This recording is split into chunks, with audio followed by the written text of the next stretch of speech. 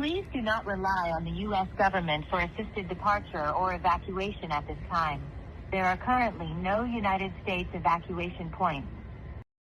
All right. I just want to first start off because we never do this. Like and subscribe. Well, I was gonna say I think I have a new tagline for us. Okay. Peace, love, like, and subscribe. Okay. You sound like a How do hippie. you like that? Yeah, you sound like a hippie, but I'll take it. It's fine. Yeah. I don't get why we can't just give up all the weapons and be peaceful, everybody. So you say that once an episode. I'm gonna just Yes, well, it's fucking true. I mean, dude, yeah. we're just murdering people, and we're Okay. being murdered. They're saying that it's probably closer to like 100 people that have died in the U.S. Army. Oh, I don't buy that at all. I think Iran is trying to say it's like 500 people. Here's the thing. If it was, we've said six publicly. If it was more than six and it turns out that they're hiding those deaths, it'll be a ridiculous scandal. Like it'll be a deal. I don't buy any of Is it going to that. be worse than the Epstein scandal or worse than the we went to war Yeah, without Congress's approval scandal? I yeah, doubt it. yeah.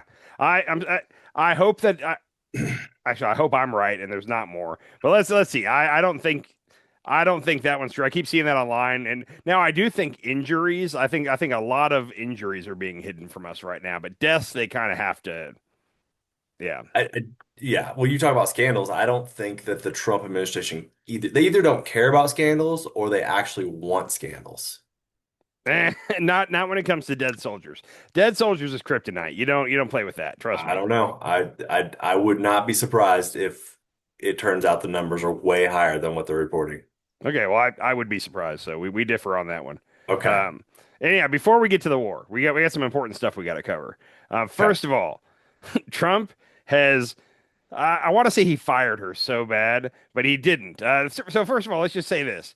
There's been two people so far that have deserved to be fired, and in both cases, Trump found a different role for them. He basically sidestepped them somewhere. The reason for this is very clear. During the first Trump administration, everybody that he fired basically came out against him, told all the juicy stuff what was happening. They wrote books about him. His former lawyer Michael Cohen, Omarosa. There were so many in the first term that I can't even think to remember them all. So he's learned his lesson. You got to keep them all close to you. So Kristy Noem is no longer the head at DHS. She is going to be the special envoy to the American Shield, which Trump isn't. Trump he got his hand forced here because they started to report that Kristy Noem was about to be fired on Saturday this weekend, he is going to have some big thing down at Mar-a-Lago where he's going to announce this new initiative called the American Shield. And it's basically all the countries in the Americas that have like right-wing strongmen dictators are forming an alliance to go after the drug cartels. In general, I don't have a problem with this, but he specifically picked like Bukele, the guy from El Salvador that has the mega prison, and Okay. he picked those kind of leaders, like the dictator type leaders, and he didn't invite any of the left-leaning governments to be a part of it. So there's a little bit of a problem there. And they're But going after the cartels? yeah, they're going to go after the drug runners and cartels, Okay. supposedly. Okay. This sounds like something where he's gonna like take over the cartel business and he's gonna I mean with the whole he created the what is it, the Trump Peace Organization or whatever the fuck Uh, he calls it. what is it called? The World Peace Organization? I can't remember Yeah. now. I don't care. Yeah. It doesn't even matter what it's called Okay. because it's a joke. And this is because he did that and then what, 2 weeks later he bombed Iran? It's the Board of Peace. The Board of Which, Peace. Yeah. hold on, real quick, people have been making the joke that, it's board, Board, but like Oh, really it's Bored. They're bored of having peace, so let's start another war. That's been the new joke. Yeah. Trump is Board of Peace. Yeah, that makes Also, sense. on that note, I saw somebody said this on Twitter. I wish I could remember who, but they said that during every meeting Trump has, he's constantly fighting wokeness, and it's him fighting to stay awake, but wokeness. Anyhow, I thought that was really good too. Whoever Those are tweeted really that, good. yeah. We need we So need to put anyhow, those in the headline at some yeah. point. Definitely. But yeah, no, I think the whole American Shield thing, much like the Board of Peace, is something that's going to be, we're all going to talk about it for a short little bit. And then in a year, we're going to be like, you remember the American Shield? What happened to that? Like, it's going to kind of just go away. He likes No, to, he's gonna take over the cartels and he's gonna run the cartels now. uh, basically, he's going to demand that they get new leadership. And then he's going to like kill the leader and then make the subordinate be like, loyal to him, and then he'll be fine. Just like in Venezuela with Delcy Rodriguez, he'll be like, "Oh no, Mhm. this is fine now. Yeah. They're giving us a cut of the action, so everything's fine." Right. Yeah, That's what, exactly. yeah. He's just going to take a cut of the action and move on. I wouldn't be shocked. So, anyhow, back to Noem real quick. He moved Kristy Noem to be the special envoy to the American Shield. We're never going to see her again, by the way. If it, like this is going to be basically shuffling her off into darkness. Also, she had oversight hearings in front of the Senate on Tuesday and then the House on Wednesday this week. I knew after Tuesday that she was done because she lost the Republicans. Normally at these hearings, in this case, the Democrats are going after her, but then the Republicans are like trying to prop her up and show how good she's doing. And Yeah. almost none of like a couple of them were going somewhat easy on her, but none of them were kissing her ass. And several of them went after her. I do have a quick little clip here. Senator Tom Tillis.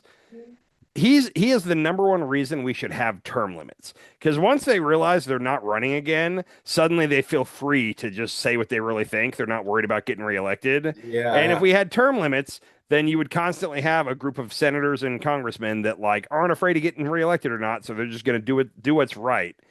Anyhow, Tom Tillis went off on her for like 5 straight minutes, like with intensity. I didn't want to pull the whole thing, but I just pulled a minute clip of it. Check this out real quick. Of those people, and I want to detain fewer of the others. And Mr. Chair, in my remaining time, I have a lot to go. But I want to submit this letter from the Office of Inspector General that cites 10 different instances under Ms. Noem's leadership where they've been misled and not allowed to pursue investigations that they think are critically important. Does anybody have any idea how bad it has to be for the OIG in this agency to come out and do this publicly? That is stonewalling. That's a failure of leadership, and that is why I've called for your resignation. And if I don't get an answer to these questions, I don't want an applause. Please don't do that for me. If I don't get an answer to these questions, if I don't get an answer that you've had a month to respond to, and the remaining ones, as of today, I'll be informing leadership that I'm putting a hold on any en-bloc nominations until I get a response. And in 2 weeks, if I don't get a response, I'm going to deny quorum and markup in as many committees as I can until I get a response. Thank you, Mr. Chair. Okay. Dude, Tom Tillis Yes. kicking butt. Also, so several things there, but I hadn't heard that yet. I don't know if he just broke that news, but the Office of Inspector General, which is basically like, the internal police to make sure everybody's following the rules, they wrote a letter to Congress saying that Kristy Noem's been blocking the OIG from 10 investigations that they want to do. That's when did we find that out? Did he just break that, or is that something that should have been known? I hadn't heard that yet. I So hadn't the heard that either. inspector general is wanting to investigate 10 different things in DHS, and Noem has been blocking them from doing that. That right there, in any other times, that'd be a scandal to get somebody removed, and possibly like they're talking she might get perjury charges from the last 2 days. I don't think that's going to happen, but that's kind of where she's at right now. Okay. How many minutes do they get to? That normally the chair and the ranking member, the top two on each side, or top one on each side, they get like 10 minutes and then everybody else gets 5. But you can, and this has happened recently a lot, where you can say, I'd like to give my 5 minutes to so and so, and then let them keep cooking. So, Mm. but yeah, So that's Tom normally how Tillis it is. Tom Tillis went for 10 minutes then? I think he Or went for 5, or maybe somebody gave him. I saw a 5 minute clip of him. it was, yeah, and it was intense the entire time. He didn't even ask her one question. He Yeah. just went ham on her and just railed Oh, against everything she's doing and who she is as a person. It was great. I was, yeah. She yes, tried right at the thank beginning, you, she Tom. tried to cut him off and respond, and he was like, "No, I don't even care what your response is. I'm just going to tell you." And like he just went to town. But it was notable, like Senator John Kennedy from Louisiana. He's the old white guy that kind of does the old Southern man routine where he talks. Mhm. Anyhow, he defends everything Trump does, and he was getting on to her for the $220 million ad campaign Mhm. that her assistant Tricia McLaughlin's husband was the one who got awarded, and he got on her pretty hard for that. One of the things that everybody says did her in is that she said, well, Mr. Trump knew, or President Trump knew about it and approved of that. And Trump didn't like that at all, apparently. Trump, in it, from all the reporting, it seems Trump did know about it and approve of it, but he never wants anybody to throw him under the bus. So that was one Yeah. of the big things. Was it Tom Tillis that was like, I was a dog trainer and Yeah. and you do not put a dog down you do not take a puppy out on a hike or on a hunt, and he went Yeah. off on her on that, and like how she killed a goat because it was being rambunctious, and Mhm. goats are rambunctious, and Which he just went ham. It was awesome.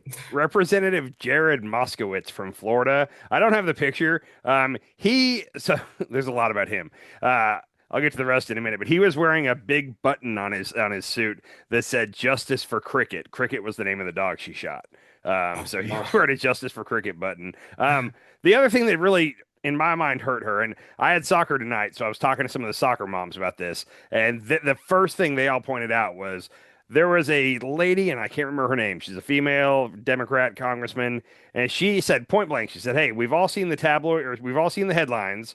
Are you having sex with your subordinate, Corey Lewandowski?" Yeah. And I'll tell you what, she said a lot of words there, but she never said no. Like she said this is garbage and it's insulting that you're repeating these tabloid headlines and blah blah blah. And the lady asked her a couple times, like, "Hey, it's a yes or a no. You could just say no." And she never said no. And then when it got to Moskowitz, Moskowitz started by saying, "Hey, by the way, you never said yes or no to that question. So do you care to do it now?" And Oh, yeah. she said a lot, but she never said no. And it's like, okay, she's trying to avoid a perjury deal there. Well, they were So showing pictures of the plane that she's using, it and it was, has a bed in it, and yeah. apparently he yelled at the pilot for not bringing his blankie on board. No, so it was Kristy Noem's blankie. They had to switch planes because of a mechanical failure. This is a great story. They had to switch planes because of a mechanical failure, and I guess when that happens, Lewandowski and Noem just get up and leave, and they expect like the staff to grab all their belongings and make sure they make it to the next plane. And Uh-huh. after they had already, or I think they were already on the new plane, but they hadn't taken off yet, and they realized that her special blankie wasn't there. So the pilot's not the one supposed to do all that, but he is in charge of the entire flight crew. So Lewandowski went in and berated the pilot and fired him, told him to get off the plane, and the pilot told him, "Okay, I'll get off the plane, but then you don't have anybody to fly you." So Lewandowski reinstated him in that moment to fly them to where they needed to go, and then nobody knows what happened to the pilot after that. That's probably one of the 10 things that the inspector general wants to investigate. What is this blankie? It's her special blankie. She gets cold on flights. Old women get cold everywhere. Okay, so and you gotta remember, even though she's had a lot of work done, I'll bet she's 55 to 60. Oh, Google that. God. How old? I'm gonna say that Kristy Noem is 58 years old. That's my number. I can't believe her name's Gnome. Noem. 54. She's 54. 54. Okay, I'm close. At You're close, 54, yeah. you start getting cold, man. Everything gets cold. So anyhow, Ugh. you know what? And this brings a really interesting question up. So Trump announced today that the senator from the great state of Oklahoma, MarkWayne Mullen, is going to be the new head of DHS. Now, the first thing we all have to realize and think about, visualize, if you will, does Corey Lewandowski have to fuck MarkWayne Mullen now? Yes, I I hope think so. he does. Yeah, If he wants yeah, to stay in position, yeah, that's kind of the deal. So yeah. actually, I did see a report today that Corey Lewandowski is going with Noem to now be her assistant for this Operation Southern Spear thing. Well, American Spear. Is Kristy Noem married?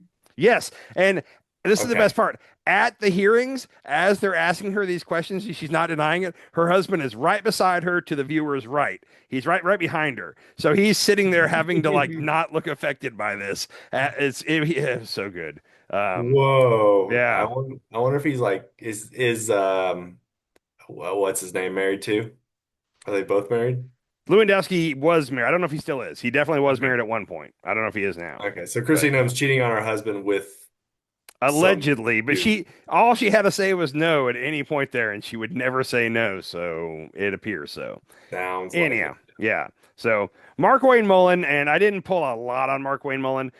There's a clip that was going around in the last couple of days where he referred to what's going on in Iran as a war, and they were like, "So you're calling it a war?" And he's like, "I didn't say that." And they have to keep trying to say, "Yeah, you just said that." And he goes, "Oh, then I guess I did a misspoke," or he said something like Yeah. it was a dumb sentence. Yeah, I guess I did a misspoke there. Um, I want to tell you right now that I learned some disturbing news tonight because I live over on the Tulsa side of the state.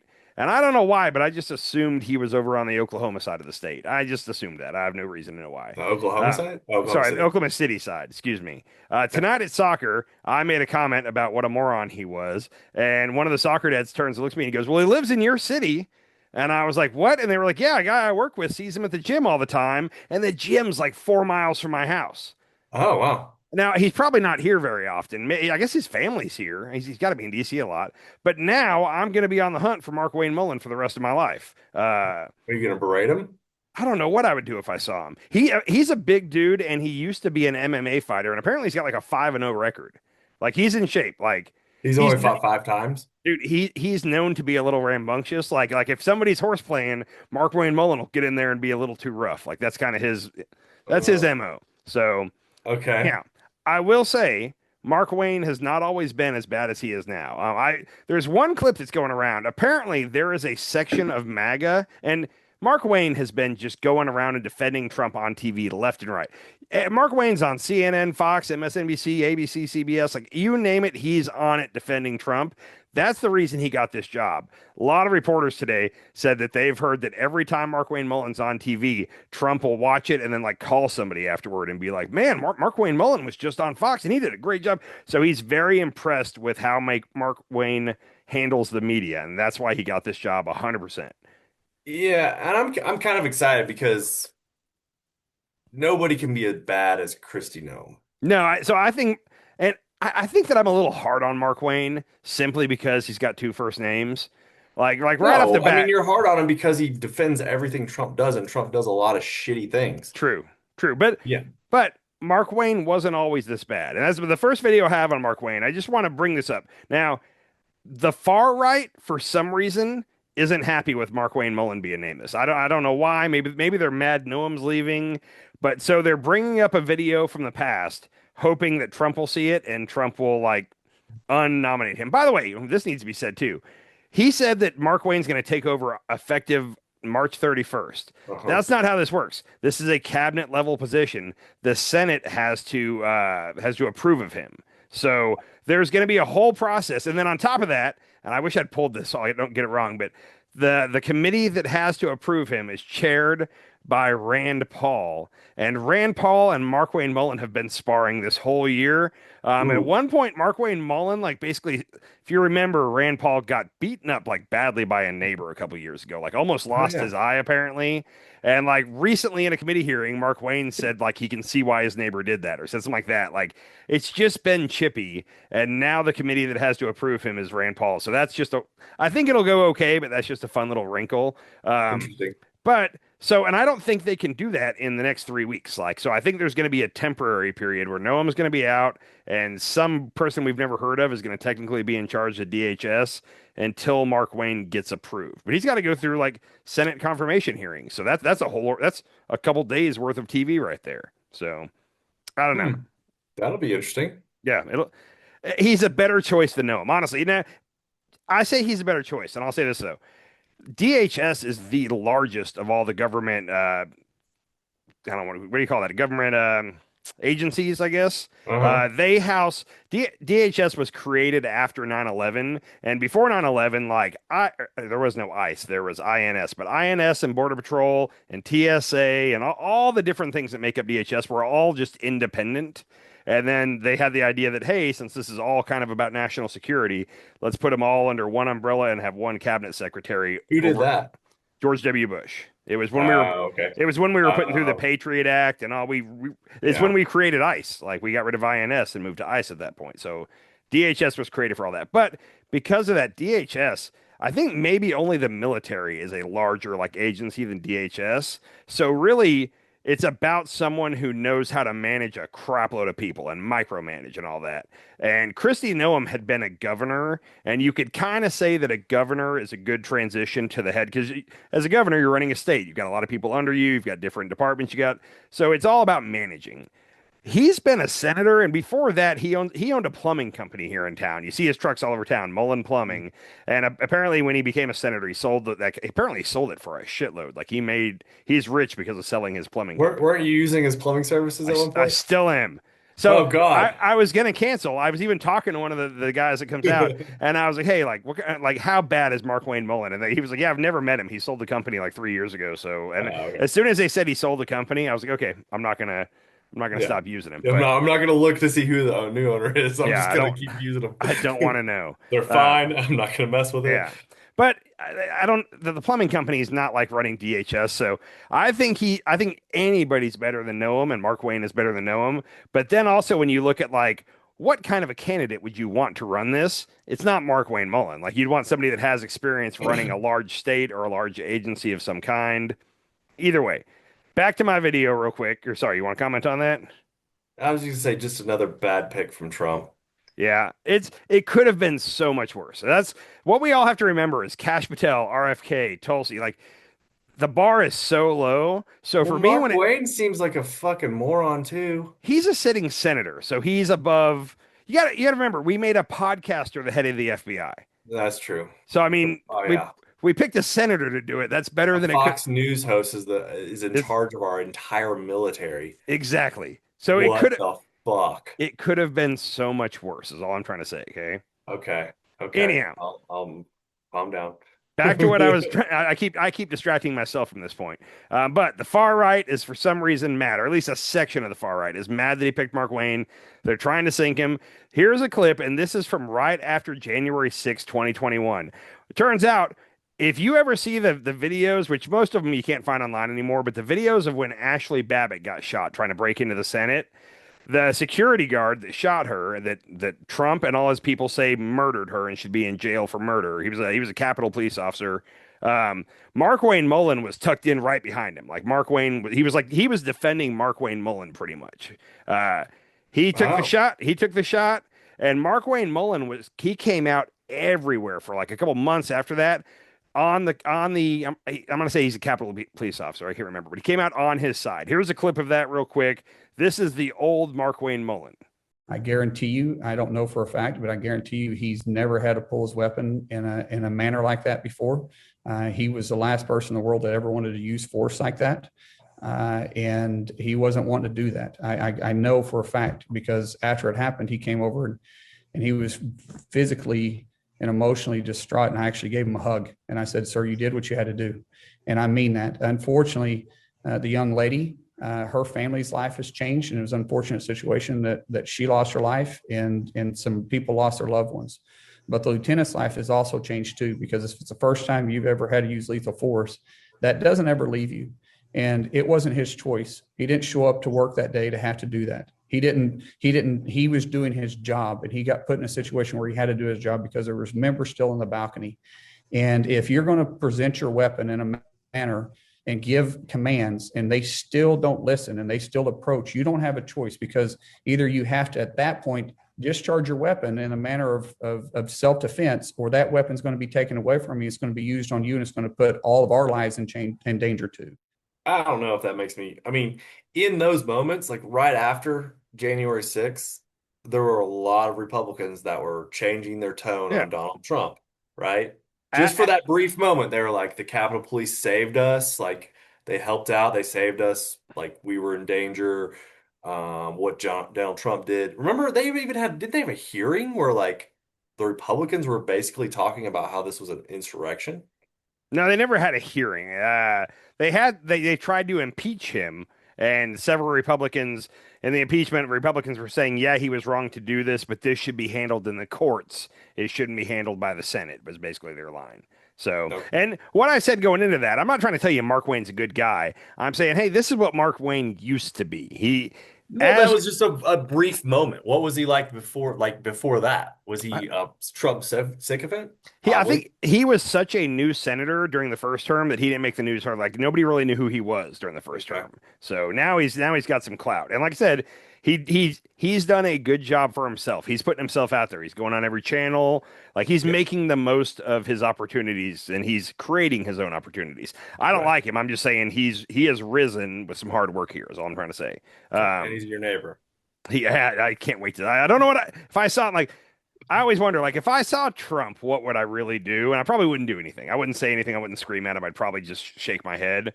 But like, okay, let's say you saw Trump walking down the street, and your car is coming up to a red light, and he's using the crosswalk. You take one for the team? No, you don't do that. That's wrong. wrong. Yeah, it's wrong and Really illegal. Anyhow. To show you the transformation of where Mark Wayne is now, of course, you remember Alex Preddy, the nurse in Minnesota, right? Uh-huh.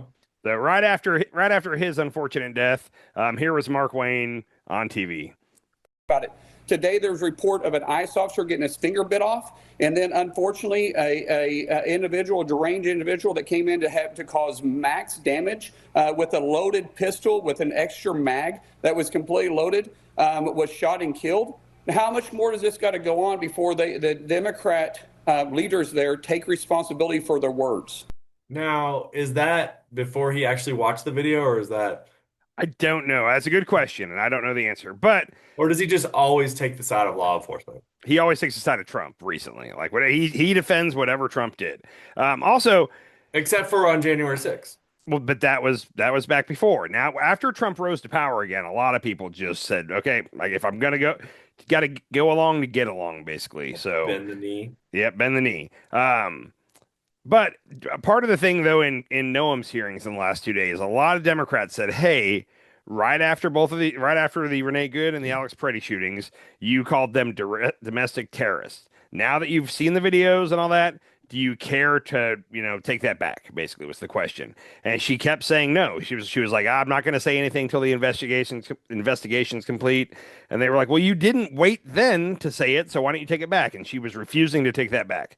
In his hearings, because of clips like that, Democrats are going to ask him that question. And if he's smart, he should say, yeah, we've all seen the videos by now. It's clear that what we were told at the time wasn't true. That's the smart, easy answer there. But does that anger Trump? So, and I don't know. I don't know the answer to that. Are we officially throwing Noem under the bus for all this? If so, then he can answer that. But that's, You know what? I'm just glad that ICE is like taking a step back. I'm glad that they like the American people kind of stood up and said, "Hey, we do not like this." And Trump noticed that his poll numbers have gone down. They're probably going to lose the midterms big time. Everybody he endorses loses. And they noticed that, and they're taking a step back on ICE because they think that's what it is. But for whatever reason, they started this war with Iran, which nobody wanted. Well, we're going to talk about Trump endorsements and Iran here in a second. I do want to get this out real quick. Peter Doocy, Fox News, his dad is like Steve Doocy, I think, that's on Fox and Friends. Anyhow, Peter Doocy is plugged in. I don't care for him a whole lot, but like he's the Fox reporter at the White House. If he gets a scoop, it's pretty good. Right after we found out Noem got fired today, he texted some people at the White House to see what was going on, and they were kind of brutal about Kristy Noem, and then he read it on the air, which I thought was great. So I want to let Peter Doocy run through this list of what went wrong. I saw this news. I called an administration source to ask what was going on, and they told me that they were going to send me some spicy reaction. And what I am about to read is both spicy and not subtle. The text reads as follows. It was time. Replacing Kristy was based on the culmination of her many unfortunate leadership mishaps, including the fallout in Minnesota, the $200 million ad campaign, the allegations of infidelity, the mismanagement of her staff, and her constant feuding with the heads of other agencies, including CBP and ICE. Kristy's drama sadly overshadowed and distracted from the administration's extremely popular immigration agenda, which will continue full force. And so it sounds like the only thing that was really saving her job was that the border remained pretty much closed. Oh, she's a drama queen. No, she totally is. Yeah. She looks like a real housewife. That's probably why Trump hired her. Yeah. What's funny is he was really close to making her his vice president. Like she was one of the finalists for VP, and then Peter Thiel and Trump Jr. and like the tech bros all convinced him that JD was the right guy because he was their man. But he wanted Noem. I feel like her job is more important than the vice president. The vice president doesn't do shit. Yeah. Vice president doesn't do anything. Being the vice president sucks. JD found that out. It's great. It's the cushiest job on all of Washington. Hold on. We never got to talk about the State of the Union, and I just want to say this real quick. During the State of the Union, Trump announced two different things that he was placing JD in charge of. One of them was fraud, like finding all fraud in the United States. And I can't remember what the second one was, but like that's the worst thing you can hear if you're a VP. Like with Kamala, like halfway, like as the border was wide open and people were coming through and everybody was getting mad about immigration, Biden said that Kamala was going to be the border czar, and you could tell Kamala was like, "I don't want no," and then like then everything bad with immigration was like, "Well, she's the border czar," And so as the VP, you never want the president to give you any pet task because it's going to be bad. And he gave JD finding all the fraud, and I can't remember what the other one was, but everybody at the same time that knows about this stuff was like, "Oh, that sucks. Sorry, JD. Like that's no good." It sinks a guy. So anyhow, back to Noem though. I gotta say, and this is the last thing I'll say on her, she's awful in a lot of ways. I feel like she's getting the shaft here a little bit because I truly believe that she was not running DHS at all. Who is really running DHS? Oh, Stephen Miller.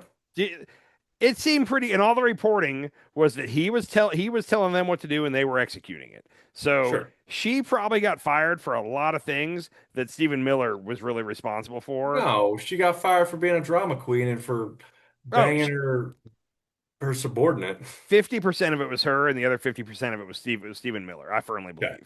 Like even her statements when she came out right after those two deaths and said these were domestic terrorists looking to inflict maximum damage or whatever it was, like those were written by Stephen Miller because her and Bavino both came out like at the same time and said it. So it was a prepared statement that came down from the top. The top is Stephen Miller. So anyhow, I'll take that. We'll see. At least we're going to have some interesting confirmation hearings to look forward to for Senator MarkWayne Mullen. So I'm kind of excited. Stephen Miller's never going to get fired. No, he's gonna be like the cockroach. Like after everybody's gone, Stephen Miller's still going to be there. He is the cockroach. Yeah. So all right, on to Texas. So I'm guessing you paid attention to the Texas Senate primaries on Tuesday night. Yeah, it seemed like kind of a shit show. But it was the legal stuff that happened kind of put a damper on everything. But overall, like, so when Obama was doing the whole hope and change thing, I was a staunch Republican. So like I was seeing all these interviews and people that felt so hopeful and like, oh, finally a good candidate. And I was kind of poo-pooing it all. I was like, he ain't going to do nothing. I was back in, 2007. I feel like with Talarico right now, like I keep looking around and I'm like, is this what it felt like when Obama was coming up in like 2007? Because like I actually feel inspired. Inspired might be a strong word, but like he's the first politician in a long time that I look at and I'm like, he might just really be a good guy that's trying to do good things in the world. And maybe I might get proven wrong. He might turn out to be like everyone else. He's still a politician. He is, but right now he seems like the only genuinely good person running for office. We'll see. I don't know. I actually like Jasmine Crockett. I like what she was doing. I liked how boisterous she was. I liked how she would put people in their place. Like I actually like Jasmine Crockett, but you have been such a Talarico fanboy that you've turned me, and I was rooting for Talarico to win. I told you I don't dislike Jasmine Crockett. I just don't think she's the right candidate to win in Texas. That's my end. And there's people that totally disagree with me and say that no, we've tried the more centrist Democrat, clean cut white. Like we've tried that a couple different times and it hasn't worked. We've never tried like a base play like fucking Jasmine Crockett. Let's see if she can bring out the minorities on it. So, and there is truth to that. Like we had the last several times we've tried this whole center left thing, and the whole thought is like, well, maybe some really centered Republicans would be willing to cross the line and vote for the Democrat, and it always seems like that might work, and it's never worked. So, well, we had what was his name? Skateboarder, the guy who was Beto O'Rourke. Yeah. So Beto screwed up in one key way. Remember, he talked about we need to confiscate the guns. Right after that shooting, he was shooting from the hip, man. And he should never have said, "Let's confiscate the ARs." So I will say this: people are starting to dig it up, and they waited till he beat Crockett to do this. But like during 2020, 2021, like back when like every Democrat was pledging to ban plastic straws and like he has some tweets out there that by today, like everybody on the left went a little too woke at one point. There was like a year period where it got a little ridiculous, and he was involved in that. So there are some problematic tweets from 2020-ish. And my theory is all you have to do is say, oh yeah, that was a different time, and I've changed my stance on that. Like it's a real easy out, but they always refuse to take that easy out, and they try to dance around. Understand why they do that. Just say, yeah, I've changed my mind since then. Done. Like you can't make everybody happy, and Trump has proven that, right? I don't know. I think Trump makes everybody happy. I don't think I've ever met anybody that doesn't like Trump. Hey, on the note of not liking Trump, I just got to sneak this in somewhere. That okay. So this is the entrance to Trump's golf club that's right outside of DC. It's actually in Virginia. But somebody blacked out Trump and wrote Fat Nixon on the. I don't know why. That makes me happy. And it's so That's like pretty funny. childish, but that makes me happy. So Yeah, that's anyhow, pretty good though. I just had to slide that in at some point tonight. But real quick, Texas primary wise, there's a couple things to really note here. Overall, just the total number of votes that happened that night, there were of the total number of votes, 51.7% of them were Democrats and 48.3% were Republicans. So 3% more of the votes were Democrats. So the turnout was better for Democrats. Now, you can say, well, like that can happen when there's a really competitive race on the left, and on the right, there weren't really any competitive races. But the Texas Senate race for the Republicans was equally competitive. John Cornyn versus Ken Paxton. Like Yeah. that should have brought out the same amount of people. It seems, and how many times have we said this could be the year, and it turned out to not be the year? But it seems like this could be the year. Is all I'm trying to say. It it could be the year for sure, but it is a primary race, and like I just don't take a lot of I don't like the primaries. A lot of people just don't vote in the primaries. A lot more people are going to vote in the actual election than the primaries, and yeah, I don't know. I The don't know thing, if it's going to sway which one way or the other, but it seems like well, you can't just take too much stock in it, right? the thing is though, normally during the primaries, way more Republicans vote in the primaries than Democrats in every state. Like old white people show up and vote in primaries. Those Okay. people tend to be Republicans generally. So just the fact that more Democrats showed up in a primary is a big deal. So, and in the state of Texas.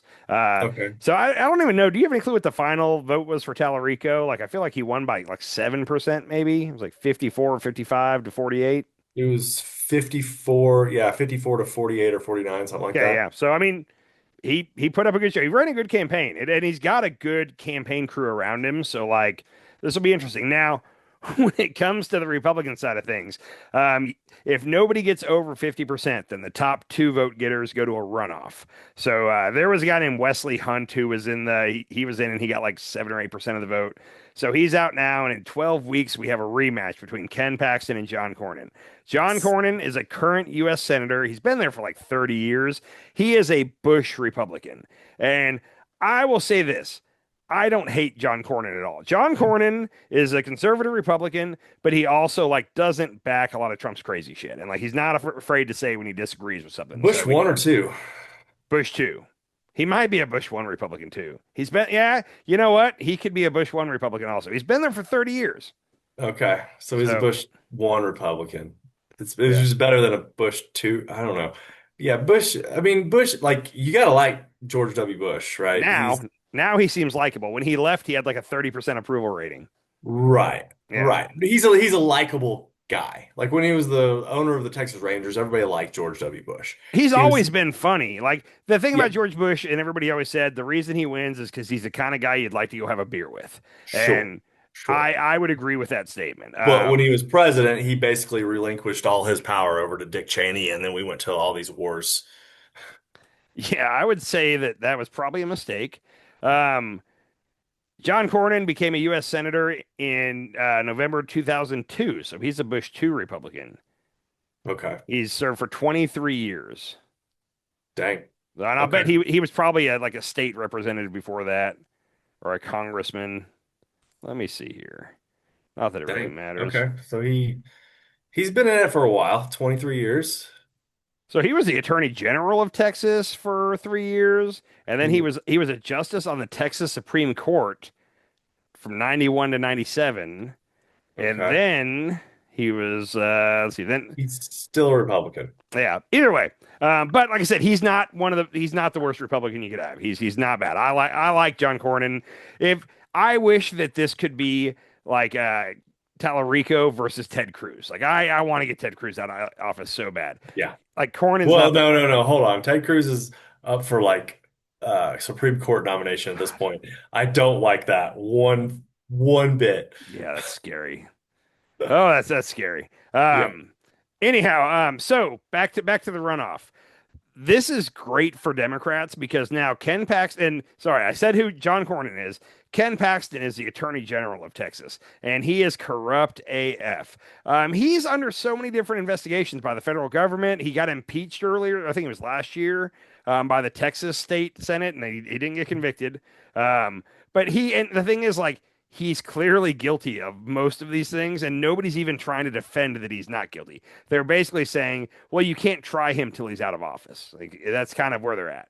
It's the most ridiculous thing. He's guilty. Also, he's very religious and Christian, this and that, but he also got a divorce this year, and his wife cited biblical reasons or something like that. It turned out he was having an affair with someone, and that's the whole thing. So Probably a man in a gas station bathroom or something. No, it was actually a married woman that works in like the Texas government. I can't remember her name. Even better. We know who it was. But importantly, TPUSA, Charlie Kirk's old organization, has endorsed him. Now, Trump made it a point not to endorse anybody in Texas, and he said several times he's not going to endorse anybody. May the best man win.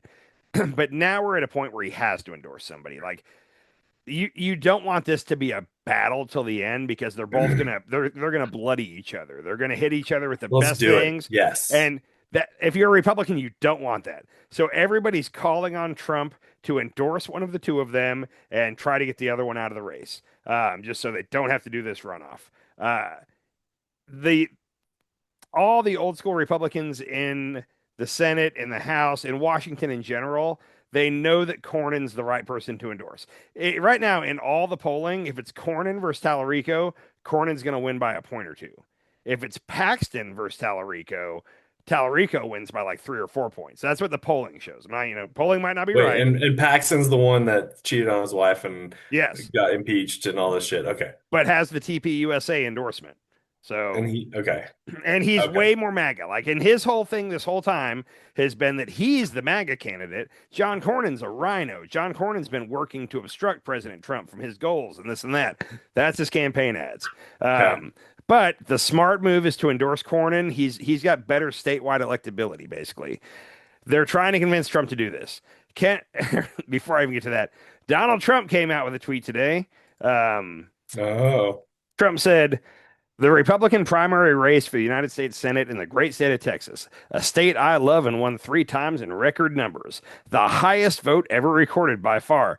He's being cheeky there. He didn't win by the highest percentage. It was the highest number of total votes cast, which every year becomes the highest number because the population's growing. But he didn't win by the largest percentage by any means. But he says, cannot, for the good of the party and our country itself, be allowed to go on any longer. It must stop now. We have a easy to beat radical left opponent, and we have to totally focus on putting him away. By the way, Talarico is not easy to beat or radically liberal, but we continue. We have to focus on putting him away quickly and decisively. Both John and Ken ran great races, but not good enough. Now this one must be perfect. My endorsement with the Republican Party have been virtually insurmountable. Wrong on a lot of levels. His endorsement, he endorsed 3 people that lost this Tuesday. Like, his endorsement's not carrying much weight these days. 3 out of how many? Probably out of like 20-ish, I guess. Okay. But still, his endorsement is not insurmountable. Anyhow, I continue. Where was I at here? It's kind of easy to endorse a Republican against another Republican. Especially if you just pick one that's going to win. But even then, he's been losing in primaries with his endorsements, which is kind of funny. And he always talks about how great his endorsement is. Anyhow, his endorsement has been insurmountable. It is such an honor to realize and say that almost everyone I endorse wins, and wins by a lot, especially in Texas. I will be making my endorsement soon and will be asking the candidate that I don't endorse to immediately drop out of the race. Is that fair?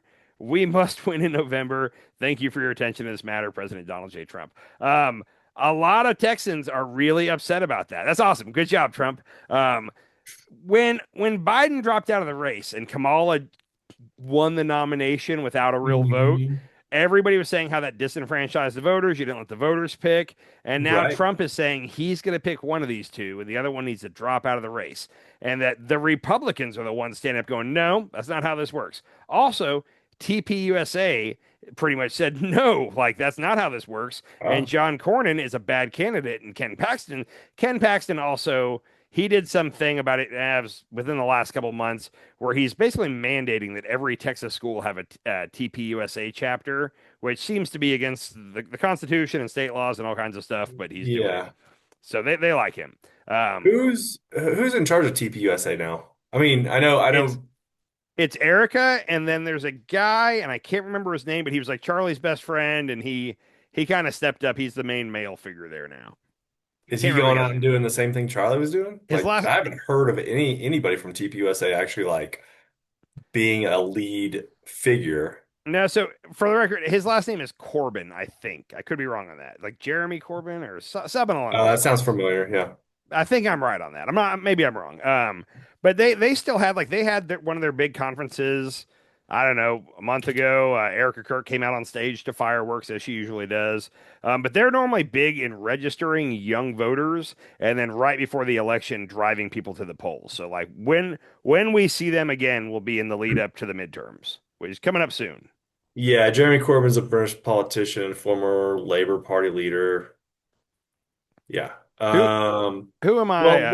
where I'm going with that is like Charlie Kirk was holding that whole organization together, right?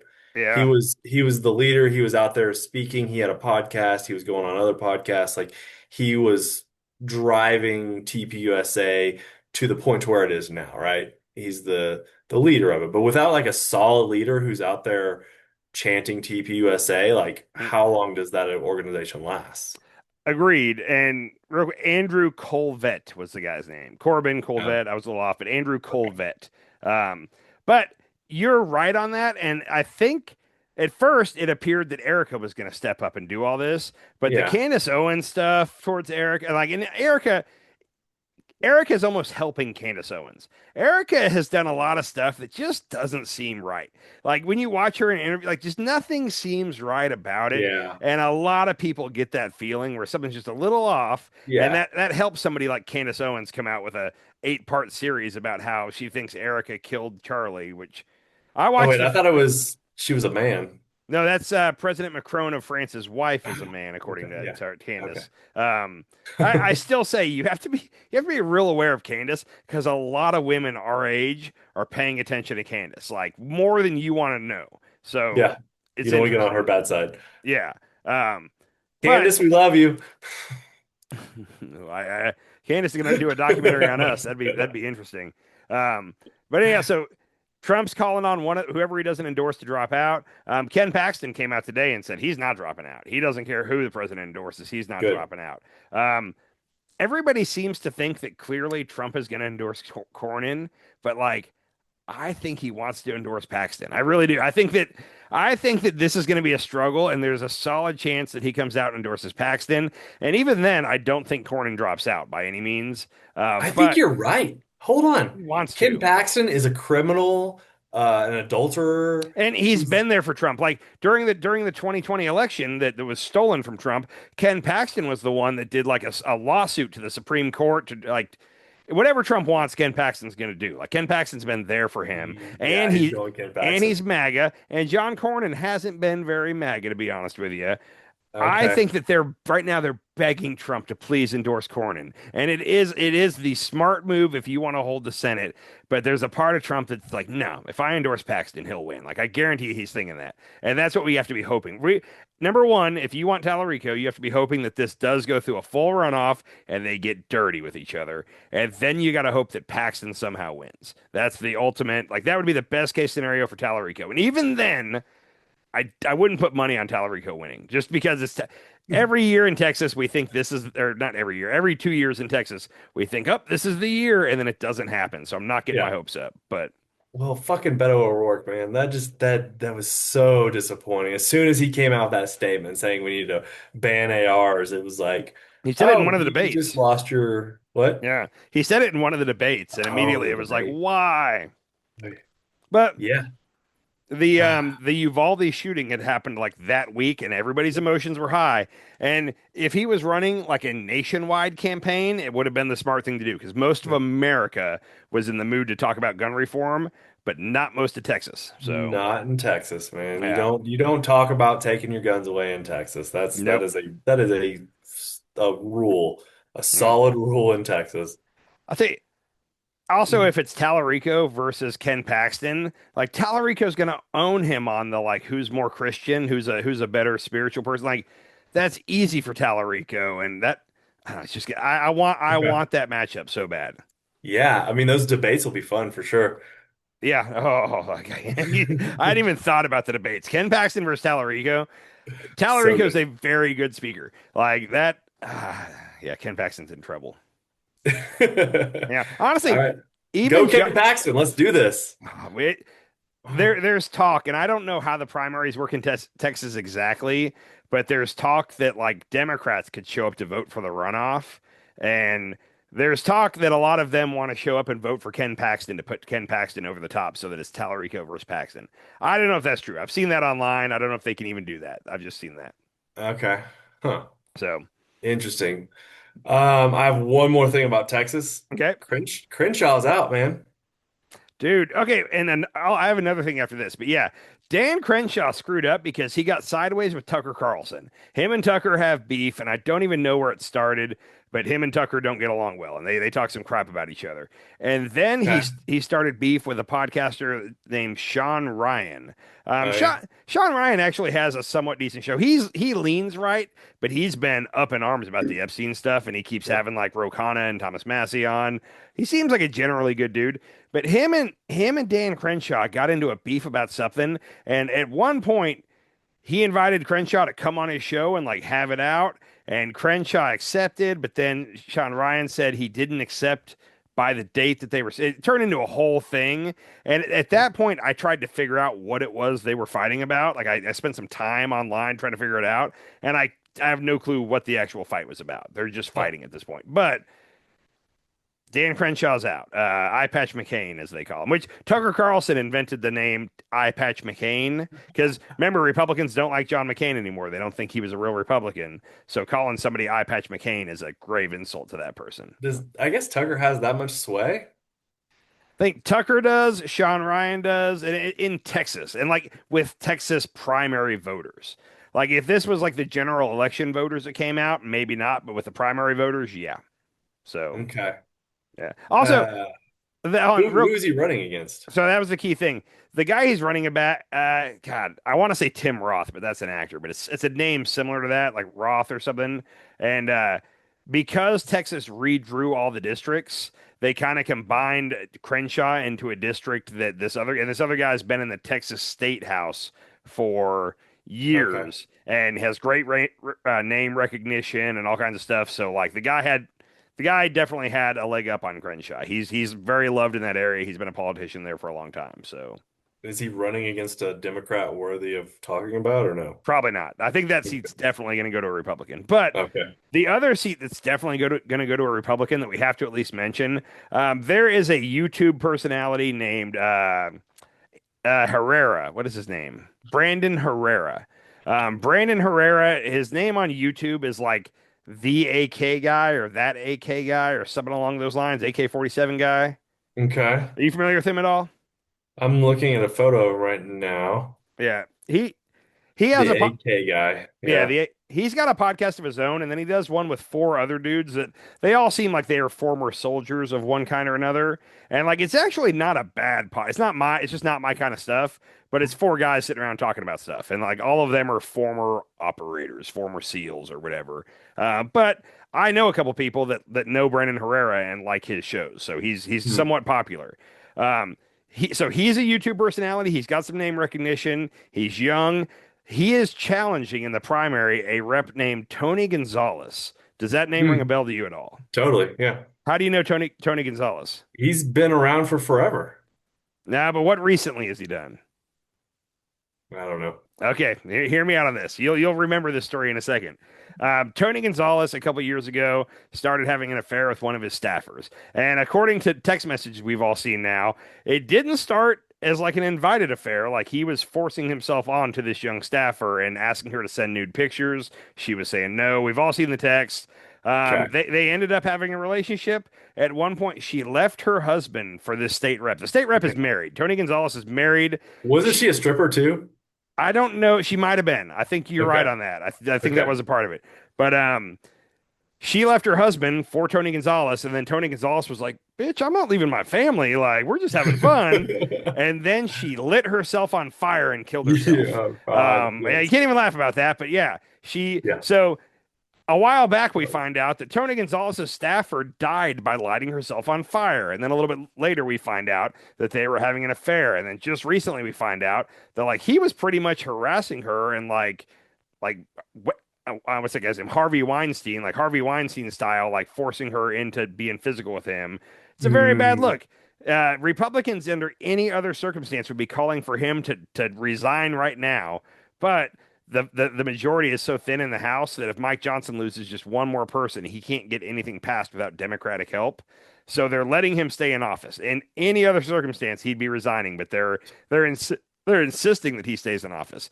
But he's also running for re-election, and he beat Brandon Herrera the other night, which is shocking. Like, I thought for sure when all this broke out, I was like, oh, that Brandon Herrera guy is going to win this election. And no, Gonzalez won with like 58 or so percent of the vote. And anyhow, so now they're calling on him to finish out the rest of his term, but resign but quit his re-election bid so that once his term is up, Brandon Herrera take over. And he's saying no. And he went on some show just the other day and he said that he was wrong. He did have an affair and he was wrong to, but he's spoken to God about it and God forgave him. And if God forgave him, you can forgive him too. And that seems to have worked.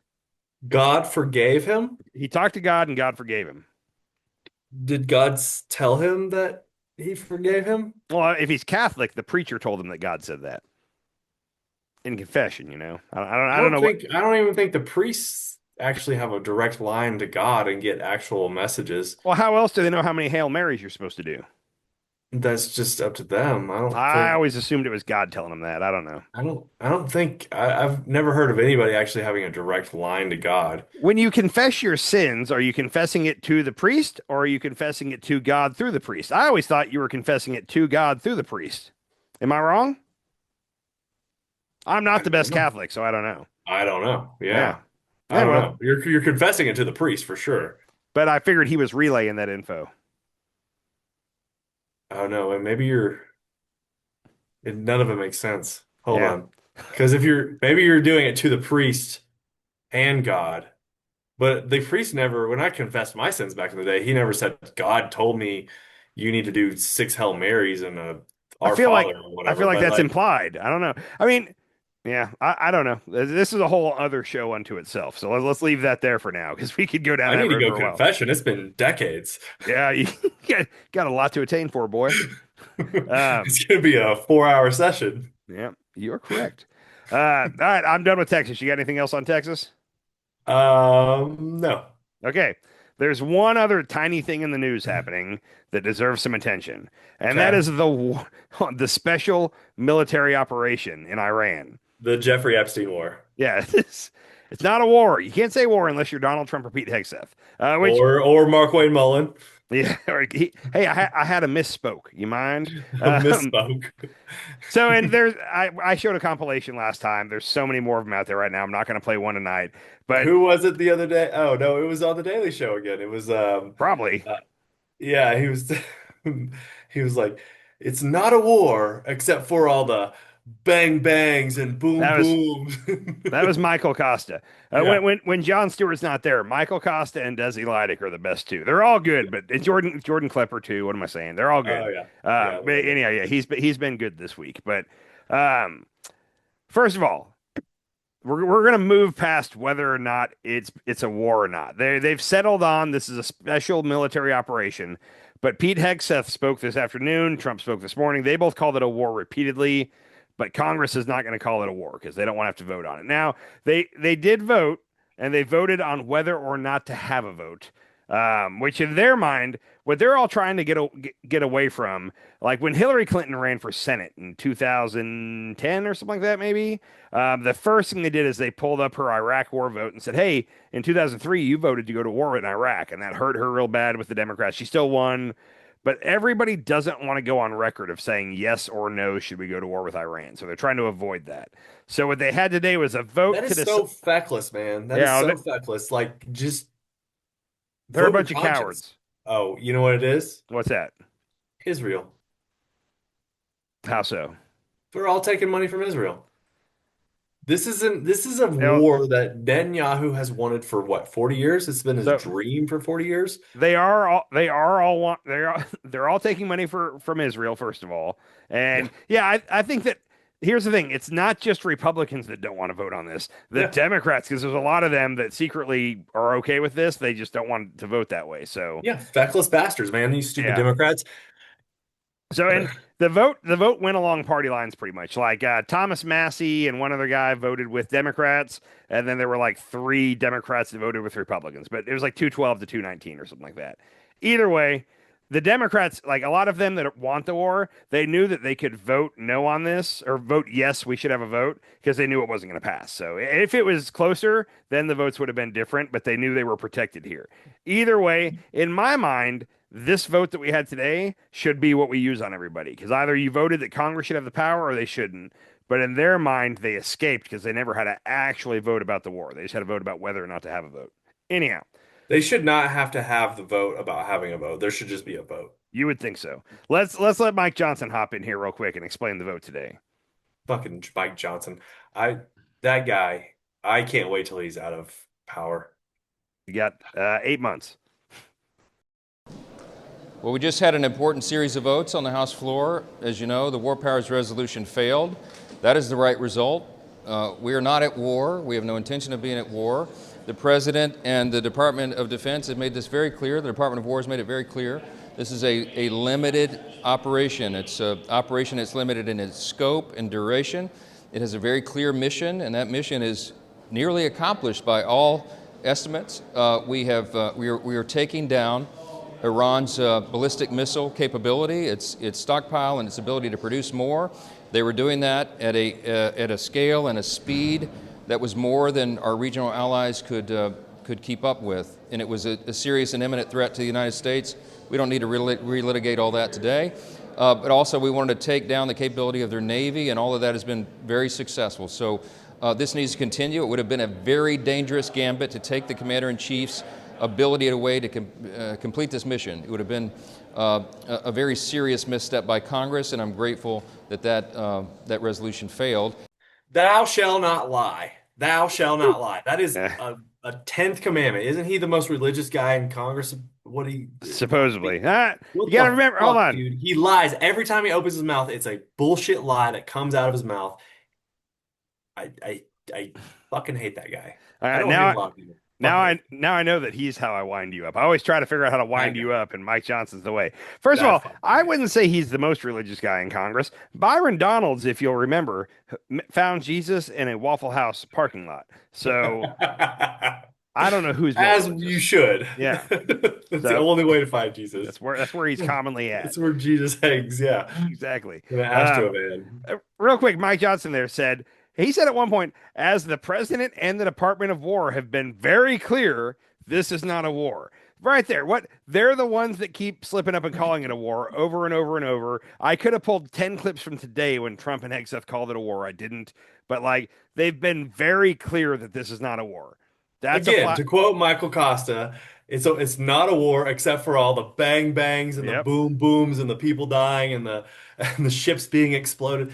Dude, these giant ships that are just being eviscerated in the ocean. Okay. That really pisses me off. What giant ships are you talking about? So apparently we shot one of theirs it was the first missile shot from a submarine since World War II, and we bombed one of theirs. We have a tanker on fire in the Strait of Hormuz now. Oh, wait, say that again. The Strait of what? What is it? I want to hear you say it again. Vermouth? I thought you said the Strait of Vermouth. It's the Strait of Hormuz. Hormuz, yeah. Yeah, Vermouth. I like that. I'm going to start calling it that. Strait of Vermouth, whatever. Anyway, we have all these fucking ships that cost that first of all, they cost billions and billions and billions of dollars to fucking build these ships. Okay. Second of all, there's people on board. Third of all, like you're creating these giant plumes of like toxic gas that's going into the atmosphere and these giant like, you know, just trash in the middle of the ocean. So an American flag tanker was hit apparently today and is leaking oil like as we speak into the Persian Gulf. Real quick, let me back up Yeah. on their Iranian battleship that we blew up with a torpedo. The video was interesting. I'd never actually seen for real a video of a ship getting hit with a torpedo like that. It bounced out of the water. But what's really, really sad, that ship had gone to participate in joint military drills with India, and America was invited to it. In the last minute, America pulled out. But part of the deal was all the boats in these joint military drills could not be armed in any way. So we knew that ship, they had gone to do these military drills in the Indian Ocean, and then they parked and their sailors marched in front of the president of India. And then they got back on their boat and they were coming back to Iran. We totally knew that they were leaving the harbor and coming back to Iran, and they were unarmed, and it was like their parade military. It was the people that were there, and 135 soldiers on board, all the ones that were marching, and that's who we blew up. And then also, according to war rules, like you're supposed to help people stranded at sea even if you shoot them. We blew up that boat and then immediately turned and left, and I have no clue if there were any survivors. Like even in World War II, the Japanese were picking up our survivors from ships they'd blown up. Like that's kind of standard. We're not doing that woke stuff. We're just anyhow. So that was like the most cowardly way to blow up a ship ever. It was announced where it would be, what it was doing, and that it was unarmed, and then we got it on the way back.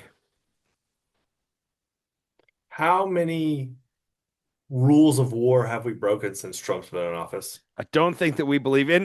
Hegseth said we're not going to follow any of these politically correct rules. He said that several times, and we're not. So, what's anybody going to do about it? Is the question. Nothing. No, nobody. Well, it's eventually somebody's going to do something about it, but as of now, they're going to be okay. But once we're going to feel the pain for a long time after this. Yeah. Real quick, back to Mike Johnson. The other thing Mike Johnson said at the end of that clip is he said that the mission is almost accomplished. Okay, and that's a lot of Republicans are kind of saying like, oh, it's pretty much almost over. I want to play a clip for you real quick, and this is Donald Rumsfeld in 2003. Donald Rumsfeld was the Secretary of Defense as we were about to go into Iraq. Here's good old Donnie. It is not knowable if force will be used, but if it is to be used, it is not knowable how long that conflict would last. It could last, 6 days, 6 weeks. I doubt 6 months. I doubt 6 months. We're still in Iraq. Like you could say that the war kind of ended around 2018 or so, but like we were in Iraq and Afghanistan for about 20 years. We still have bases in Iraq. We're still dealing with threats from insurgent forces over there. Like sure. I doubt it'll last 6 months. That's the way everybody's talking about this. So Trump originally said a couple days, and then he said maybe a week, and then he said 4 weeks, and then he said 8 weeks. And now that supposedly the war planners are thinking it should wrap up by about September. That's the most recent thing. Yeah. So okay, we need to have a serious talk about this. Saddam Hussein was a bad guy. He was bad to his people. I think he was a Sunni Muslim, and he was mean to the Shiites, or maybe I have it backward. But he gassed the Kurds, which we're going to talk about the Kurds in a little bit. But he was terrible to certain ethnic regions of his population. Like he was bad to them. He should not have been the leader. But knowing all that, when you see that, hey, we're going to spend 20 years, I don't know how many billions of dollars, maybe trillions of dollars, and lose X amount of American lives. And then at the very end, when we leave that country, it's just going to go right back to being a crap country the way it was. Like, would you do that again? Would you do Iraq all over again if you had the chance? No, probably not. And that's the way I look at Iran. Like, nobody should think like, hey, the Ayatollah Khomeini wasn't a bad guy. No, he was a bad guy. He was. And Iran does help. They provide support to Hamas, Hezbollah, the Houthis. It wasn't a good government. It's not a good guy. So I'm not trying to argue that at all. I'm just saying if we're going to do this again, we should be really realistic about what we're doing here. Like the odds of this being over by September, not great. The odds that at the end of this, Iran is going to be a democracy that we're allies with, none, zero, zilch. Like, Oh, yeah. So I've heard people floating around that Trump wants to be the leader of Iran. He wants to take over. I've all, but the real thing that I heard was he he he wants to pick who the next leader of Iran is, which is not a democracy at all. So here's the deal. He has said over and over that this isn't a regime change war, and so is Hegseth. They elected Ayatollah Khamenei's son is basically who has been chosen to be the next leader of Iran, and he's even worse than his dad. He's more hardline. He ran the IRGC, which is like the Iranian hardcore He lives here in the military. United States. No, he doesn't. Oh, Yeah, this is Khamenei, the leader of Iran, the old guy. okay. This is his son. You're thinking of the Shah's son. The Shah, They- yeah. Okay. They actually chose Khamenei's son, who's been over there, and he's Trump said at one point in the last couple of days, he said, "Well, I guess the only way it could be worse is if they pick a leader that's worse than Khamenei." Well, guess what? They just did. Like this guy's worse for us in every way, shape, and form. And Wait, they already picked somebody? they did pick him, but he hasn't like taken office yet. But they picked Well, who Khamenei's wants son. to be the leader of a country that's under attack right now? Khamenei's son. He's gonna die. Probably.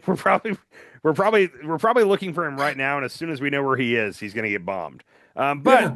like you were saying though, Trump once that news broke, Trump came out and told a couple different reporters. He said, "Nope, it can't be him, and I should be involved in picking whoever it is next." And here's the thing: it's not going to be a vote. The people of Iran, in no situation is there going to be a vote. Either they're going to install somebody that we don't like, or they're going to install somebody that we're cooler with, one way or another. But it's not going to be a vote. They don't do that over there. That's not how their government runs. Yeah. So get used to that. But again, back to what I was saying, we should have a real conversation. Okay, how bad is Iran? Is it bad enough to be able to put up with probably what's going to be multiple years of a special military operation? I don't know how many American lives, how much money. We're spending $1 billion a day over there right now, is what they're saying. Yeah, I've got $11,500 every second. Okay, that's believable. And that's also not counting like all the money it took to move all the assets over there. Like to move a carrier strike group is like a couple million. Like it's anyhow. Can Let's you get past all imagine the time that we've been doing this? They've spent like $100 million. Easily, Just yeah. the amount of time that we've been on this podcast right now. Yep. That's our money. That's our tax Yep. money. That's our deficit going up. Yep. That's Also, speaking of our tax money, real quick, Trump tweeted the other day, and this is one of those tweets that he's not going to follow through with, but he tweeted that what did he say? He said all the ships in the Strait of Hormuz, or all the ships that are trapped in the Persian Gulf right now, they're too afraid to go through the Strait of Hormuz because Iran has made several threats that they're going to blow up ships, and they've struck a couple ships. The insurance providers that insure these ships have dropped coverage. Every ship over there, they said, "Hey, we're not covering you anymore. It's too risky. We're not doing it." So Trump tweeted the other day that America is going to be the insurance provider and fully guarantee them to go through the strait.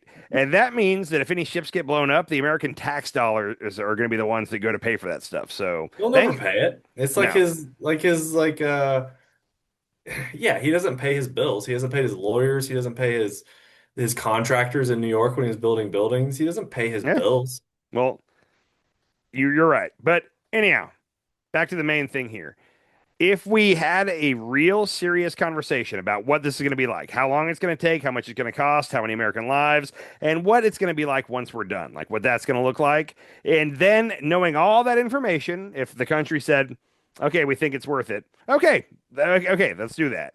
But we're not doing that at all. We're being real insincere about how long it's going to take, how easy it's going to be, and even simple things like, why now? What was the reason that what was the imminent threat? And I wanted to pull some clips of Carolyn Levitt at her press conference the other day. She talked and she said a lot of dumb shit, but there's one real short clip here because they kept asking her why now? What was the reason? And she finally kind of snapped. And this is the reason she ultimately gave. Oh, God.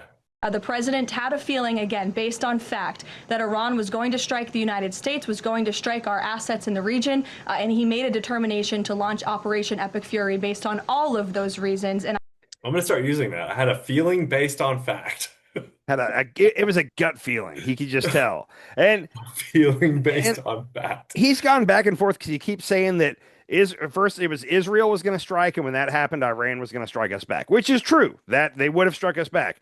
But then he said, no, it was actually me. I'm the one that drug Israel into this war, which is horseshit. But then he recently, I think just yesterday, he said that they had intelligence that they were about to strike Israel. So we had to go in with Israel to prevent them from striking Israel. And they just keep changing what the reason was. And now they've just settled on the president had a feeling based on fact. Awesome. Let's trust Trump's gut here and hope it went well. So anyhow, the man who's dying. Did you see his neck? I showed you the picture of his neck. Oh yeah, that was last time. Okay. Yeah. So yeah, he's not doing well.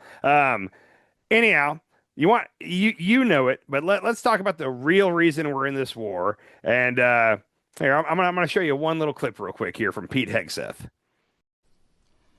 To our steadfast partner, Israel, your mission is being executed with unmatched skill and iron determination. Fighting shoulder to shoulder with such a capable ally is a true force multiplier and a breath of fresh air. We salute your courage and your contribution. When referring to Israel just now, did he just say your mission? Yeah. Like Israel's mission is being executed flawlessly. Are we possibly doing this simply because Israel wanted us to? Is there any reason to believe? Yes. No, we already went over this. I said yes. Israel, we are doing this on Israel's behalf. They have something against Trump that is probably the Epstein files. I think they have dirt on all of them. I'm on 90% of Congress. Israel has some kind of holdover. I don't know whether it could be something as simple as campaign donations. It really could be. It could be just that, Sure. Hey, you got to keep the money coming in. You got to do what your donor wants. Could be that. It could be something salacious. I don't know. But we all know that we did this because it's what Israel wanted us to do. But to have Pete Hegseth right there just say to our partners, Israel, your mission is being executed. Okay, it's their mission. This is what they wanted us to do, and we're going along with them. Cool. That's awesome. We are doing Israel's bidding in this war for sure. We're gonna pay for the bulk of this, and we're gonna keep giving Israel a couple $1 billion every so often. Just wasn't it $80 billion a year? However much it is, we give them just straight up money every year, and then their people have free healthcare and free college and all kinds of stuff like that. Like, hold on, wait, what? Okay. Yeah, that's the thing is we are like it's costing us $11,500 a day. It's going to cost us about $40 billion to have this war. That's assuming it only goes 40 days. I don't think that's the case. Yeah, exactly. And we can't have like universal health care or free continuing education. We can't have childcare. See, and that right there, I didn't know this till recently, but that right there, if we're giving a country aid and that country has free healthcare and free college for their citizens, then we shouldn't be giving that country aid. We don't have that here. We can't even have fucking Sesame Street anymore. I got you. Sorry. We give Israel $3.8 billion in annual military aid. And that's just military aid. I guarantee you, we there's other columns in the budget that go to them, I have a feeling. Oh, $14 billion approved by Congress. Yeah. That was in 2023. Speaking of this whole, and at that point, it's a religious war. It's the Jews versus the Muslims, right? I mean, that's what it comes down to. We all know. I think it's the world versus Israel at this point. Well, no, I mean, in this specific instance, we got the Jews are fighting the very strict Islamists. I think that's the right way to say it. Here's the thing: the rest of the world, nobody likes Israel now. Very few countries do. They're losing popularity fast. Yeah, or in the United States. We basically teamed up with Israel, and now it's Israel and the United States versus the rest of the world. Not the rest of the world. And like right now, the Gulf states are staying with us. It's not going to last very long. The Gulf states actually, they're starting to speak up, and they're not, because now they didn't think they were going to get bombed during all this, and they're getting bombed, and they're not happy. And like all of their money is from selling oil for the most part, and they can't get their oil out, so they're starting to get a little upset here. And there was he's like a trillionaire Gulf oil guy. He's in tight with all those governments over there, and he wrote an open letter today to Trump that was in one of the papers, and he was just saying like, what gives you the right to bring this destruction to our part of the world, or something along those lines. That guy wouldn't write that without getting a wink nod yes from all the governments around there. Well, is it Oman who's part of the? Is it Oman was the mediator for all our negotiations, and that's a whole separate thing. I didn't pull anything on this. Apparently, Kushner and Witkoff, after the last negotiation, told Trump, like, "Yep, sorry, they're not going to budge. They're not going to give up nukes and all that." And the head, or the guy from Oman that was the mediator there, he went on every American television station over the weekend, like right after the war started, and he was like, "No, Iran said that they were going to give up the nukes. They said 0% enrichment." Like, basically, he said Witkoff and Kushner were lying about what was said in it. That guy doesn't really have a dog in this fight, so I would tend to trust him on that and not trust Witkoff. Okay, maybe I'm confused, but what was the country that it's a NATO country over there that Israel just like they send in troops to like set up bombs and blow shit up and they got caught? So you're talking about Turkey, I'm pretty sure. Oh no, wait, I know what you're talking about. Sorry, hold on. The Tucker Carlson thing. The Tucker Carlson thing seems to be fake. That remember I said that if Tucker's lying, we should find out pretty soon. It seems like Tucker was pulling some crap out of his butt there. Now, there is a deal with Israel and Turkey that we're going to talk about in a minute, but let's hold off on that for just a second. As far as the religious war aspect of this, real quick. During the first Gulf War, George H.W. Bush, George Sr., he wanted to make it very, very clear to everybody that religion had nothing to do with this. You with me? Yeah. Okay, go ahead and tell me what you want to tell me. It does. I mean, religion doesn't have anything to do with it. It's money. And religion does play a little part in it. It plays a part in like the Christians not liking the Muslims, right? That's why the only people that are on the side of the U.S. actually going to war is because they're not Christians. If that was a Christian country, the entire right would be like, no, why were we doing this? So I gotta disagree with you there. Religion has almost everything to do with this. Like the baseline of why Iran and Israel are fighting is religion. Like that's the whole reason we are where we are today with these two countries. Like religion has everything to do with it. From the Israel standpoint, and from the Iranian standpoint, they want to destroy the Jews. They want to wipe all the Jews off the face of the earth. They've said this a lot. Okay. And the Jews want to get rid of them. Like it's an equal. They both want to wipe each other off the face of the earth. So now back to what I was saying. H.W. Bush back in the early 90s, going into peace, love, like, and subscribe. Yeah, exactly. Back in the early 90s, he was really afraid that going in after Saddam Hussein would be looked at by Muslim nations as like Christians coming in to defeat the Muslims. So he made it a point to go out and get they called it the Coalition of the Willing, I think is what they called it. And they got like 30 different Arab countries to join in on the coalition side against Iraq. And it was like very important to him that they build that coalition to prove this isn't Christians versus Muslims. This is good versus evil, I think is the way he put it. So we've kind of followed that playbook. In 2003, when we went back into Iran, we got another coalition of Muslim countries. We're very concerned with making sure that nobody thinks this is a religious war. Okay, that's a top priority of ours. We should still be following that logic, and we did make it a point to get several of these, which Saudi Arabia and some of those countries already hate Iran. Like it's a power struggle over in that area of who's the dominant Muslim country. So they didn't like Iran to start with, but we made it a point to get them. Lindsey Graham came out today and said the number one thing that you're not supposed to say. Here's Lady G. Oh, God. This is a religious war. Who wins it at the end of the day? Do the radical Islamic terrorists who want to kill all the Jews because God told them to? Who want to kill me because I'm an infidel? Who want to purify Islam, to reject moderation and make everybody a jihadist? This is a big deal. I'll deal with Section 230.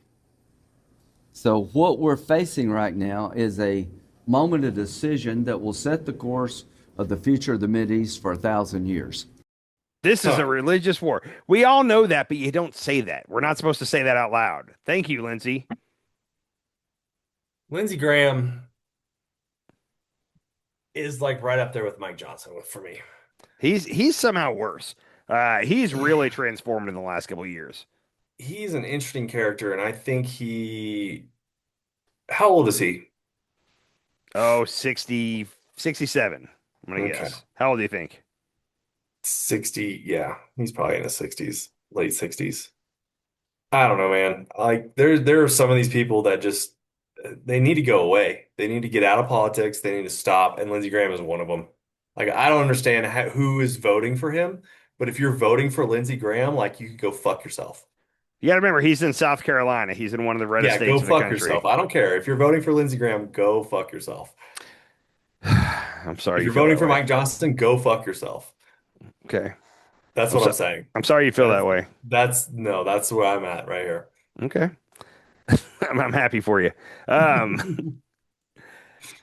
Another thing real quick I want to point out, and this is just fun for me, but Trump has said it a couple times recently. Hegseth has said it. Lindsey Graham keeps saying it, but they keep talking about like these crazy religious extremists in Iran. Like that's all they keep saying.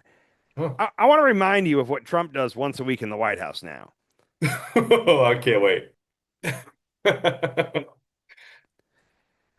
He has video. Do you have a video of this? I don't have a video today, but this is his, he has like a faith, what does he call it? His faith advisors, his spiritual faith advisors, or something like that. And they come in, I think once a week, and they all put their hands on him to pray for him in a weird, creepy way like this. I just want to point out, this is crazy religious crap. Don't they talk in tongues sometimes? So the lady that is the head of his, she's like the leader of that committee. She does. There's videos of her. I can't remember her name. She's a blonde lady. But yeah, there's plenty of videos. I would like to interview her, first of all. And second of all, didn't one of Trump's spiritual advisors just get arrested for diddling children? Yes, a 12-year-old? That guy was from North Texas, but it happened in Oklahoma, and he got convicted here. And I believe he's in jail. I'm surprised Trump hasn't pardoned him yet. Is that the only spiritual advisor that's been convicted of child diddling that I know of his? Like I'm sure there's other faith leaders that have, but of his, I think faith so. leaders, but yeah. Okay, yeah. So child diddling, tongue speaking. Yeah, the whole speaking in tongue things is weird to me. I've never really understood that, but I would like to interview somebody who speaks in tongues. What we really need to do is we need to find somebody we can talk to, because and I didn't pull anything on this, and I'll bet we could talk forever on this, but the whole deal about all the Jews need to retake Israel, and there's a red heifer, a red cow involved, and like somehow that will bring on the rapture, and the chosen will ascend to heaven. And anyhow, there's members of our government that fully believe this stuff, and they're trying to bring the rapture forward. Like they look at the rapture day as the greatest day of all, where they'll finally get to go to heaven. And Mike Huckabee, you got generals now talking to their troops. That's what I was going to say. It turns out I didn't pull anything on this, but like there are like dozens of troops that have like lodged formal complaints, because like right before this war started, their generals were giving them these speeches about like how Trump was chosen by God to bring on basically the rapture. I can't remember how they worded it. And that's really scary that the people running our government and controlling our troops are actively trying to bring on the rapture. By starting wars and killing people. Yeah, I'm not down with this at all. I'd like to talk to somebody that truly believes that whole prophecy, and I want them to explain it to me. I just want to understand it. So if we can find somebody like that, if anybody's watching this that knows anything about that, please let us know. So yeah, it's scary. Write in the comments if you know anything about the rapture. Yeah, we'll have you on the show. Or if you speak in tongues, we would love to have you on if you're speaking in tongues. You can do that one without me. I don't want to be a part of that one. Real quick, Jonathan Karl with ABC suddenly keeps getting calls and text messages from Trump all the time. Like normally, reporters have to really work to try to get the president on the phone for like a comment on something. And according to Jonathan Karl, his phone's blowing up all day long from Trump, which is kind of hysterical. But he called Jonathan Karl today and had a lengthy phone interview. And this tweet from Jonathan Karl. In a lengthy phone interview, President Trump marveled at the success of the military operation against Iran and expressed no concern about what comes next. This is a quote from Trump. I hope you are impressed, he said to me. How do you like the performance? I mean, Venezuela is obvious. This might be even better. How do you like the performance? I said, nobody questions the success of the military operation. The concern is what happened next. Trump says, forget about next, he answered. They are decimated for a 10-year period before they could build it back. So Trump thinks that he's doing great, and he's calling members of the press to ask them if they're equally impressed. He wants them to give him praise for how good he's doing with Iran. So Trump is legitimately excited about going to war and bombing other countries. He thinks we're doing great, or he's trying to sell that we're doing great to the press. Maybe he's with Trump. You always wonder because maybe he's not. He's doubting what's going on, but he wants to be sure that he gets covered right. So he's calling and saying all this stuff. Maybe. Man. So I was reading something earlier, and they were talking about how China will definitely back Iran, and and there's a good chance that Russia will back Iran. I don't know. I don't know how much Russia could back them because they're at their own war. They're in their own war right now. But what happens if China and Russia like really start supporting Iran? So interestingly, and I've told you that like Russia and China support Iran, and what they want to do is draw this out and make this last as long as possible to basically drain the U.S. of resources. They're never going to put boots on the ground or like really do anything, but they're just going to kind of keep propping Iran up just enough to be a thorn in our side. That's what I thought. On Breaking Points the other day, Ryan Grimm, who also runs Dropsite News, had on one of his reporters that's like the Middle East guy. And he had a very different take on all this, and I gotta say he probably knows better than I do. But he was saying that like for China, Iran is like it's all about getting oil from them. They get like 20% of their oil from Iran, and who's in charge of the government really doesn't matter to them at all as long as they're still getting their oil. So like if anything, they would like this to end quicker so they could get back to business as usual because getting the oil is the number one thing for them. Like everything else, they don't really care about. Now Russia does want to support them. They're just not in a position to right now. Like they're dealing with Ukraine. Like they've been buying Shahed drones from Iran for the past 3 years. Like they don't have any extra military weapons to give. So dude, Iran's kind of on an island. We're almost $39 trillion in debt right now. Yep. What the fuck is going on? Why did we start this war? Well, we already went over that. Israel, all that shit. But I don't know, man. It's just so confusing to me. The anti-war president, he's got the FIFA Peace Prize. He's started his own peace organization, and then he just starts dropping bombs on Iran. It's where we're at. Real quick, another quick. This was an article in Time magazine actually. He called to be interviewed. He apparently they didn't reach out to him. He reached out to them. But the question was, should Americans be worried about Iran retaliating on U.S. soil? Trump's answer was, I guess. And then when they pressed him on that, he said, like I said, some people will die. It's war. So should we be worried about a sleeper cell? I guess. That's the president's take on that. He doesn't give a fuck. And who do we have in charge of that? Kash Patel, the fucking googly-eyed prick. He doesn't. Thomas Fugate.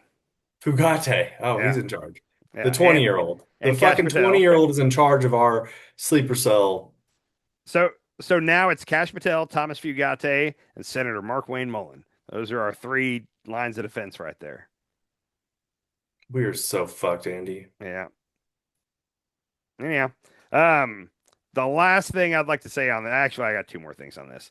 But I told you 2 shows ago that these Shahed drones, it's hysterical to me because we're using $4 million interceptors to intercept these $30,000 Shahed drones. And like I've seen videos for the last 3 years of how Ukraine is doing it. Ukraine is using belt-fed machine guns and shooting them out of the sky. It's a lot cheaper. Like, why are we not doing this? Apparently, we reached out to Zelensky and said, hey, you guys have done really good against these Shahed drones. Like, teach us your secrets, which I know their secrets, and I'm a guy watching it on Twitter. But anyhow, Zelensky tweeted the other day, we've received a request from the United States for specific support and protection against Shaheeds in the Middle East region. I gave instructions to provide the necessary means and ensure the presence of Ukrainian specialists who can guarantee the required security. Ukraine helps partners who help ensure our security and protect the lives of our people. Glory to Ukraine. So Zelensky is sending specialists. They're in the middle of an invasion from Russia,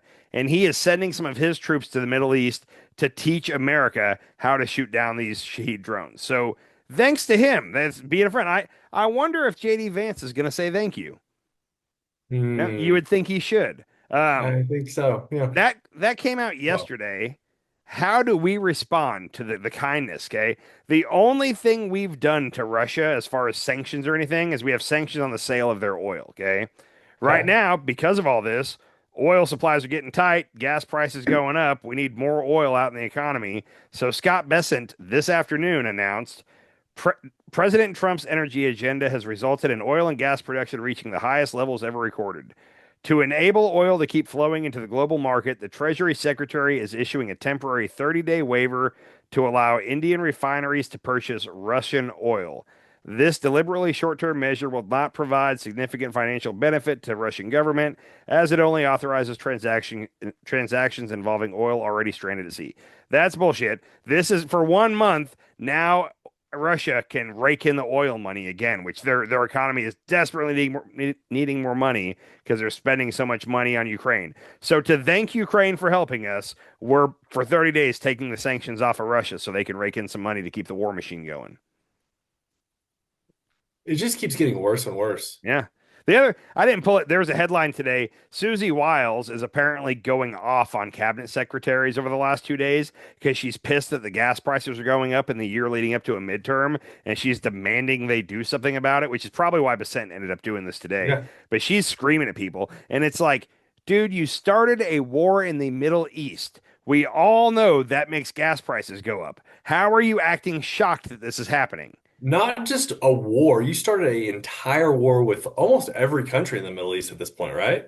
None of them are striking Iran back. Iran is striking all those countries. None of them are striking back. Yeah, but